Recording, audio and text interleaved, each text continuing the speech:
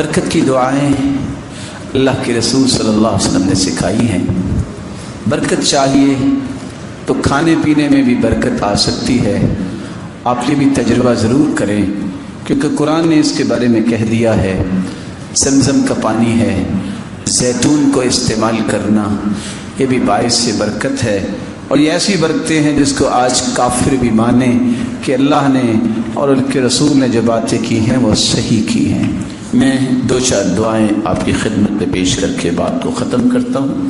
آپ صلی اللہ علیہ وآلہ وسلم نے ایک دعا تو یہ سکھائی ہے کہ جب بھی آپ کسی سے ملاقات کریں، خوش ہوں، تو آپ کو یہ کہنا چاہیے بارک اللہ فیک۔ کیا کہنا چاہیے؟ اللہ تجھے برکتوں سے نواز دے۔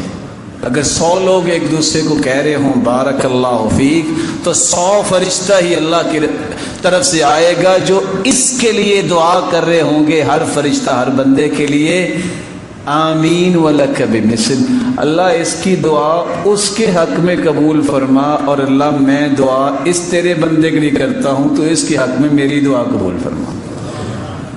کہا کریں گے انشاءاللہ، اور جواب بھی دینا چاہیے۔ جب کوئی کہے نا بارک اللہ فیک تو اس کے جواب میں کہتے ہیں وفیک بارک اللہ۔ کیا کہتے ہیں؟ وفیک بارک اللہ۔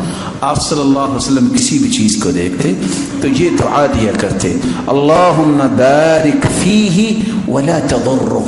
یا اللہ، یہ جو کسی نے گھر بنایا ہے، کسی کی گاڑی ہے، کسی کی اولاد ہے، کسی کی کوئی نعمت ہے، اللہ اس میں برکت فرما اور اس کو کوئی چیز نقصان نہ دے۔ جب آپ کسی کے لیے دعا کریں گے تو اللہ کے فرشتے آپ کے لیے دعا کریں گے۔ رسول اللہ صلی اللہ علیہ وآلہ وسلم نے یہ دعا کی تھی، اللہم لا خیر الا خیر الآخرہ فبارک فی الانصار والمہاجرہ۔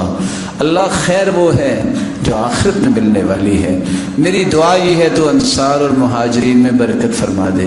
تو ہمیں بھی یہ کہنا چاہیے نا، اللہ خیر تو تیرے پاس ہے، اللہ میرے اس خاندان میں، اللہ میرے اس خاندان میں، میرے والدین کے خاندان میں اور میرے سسرال والوں کے خاندان میں، اللہ دونوں کو برکت عطا کر دے۔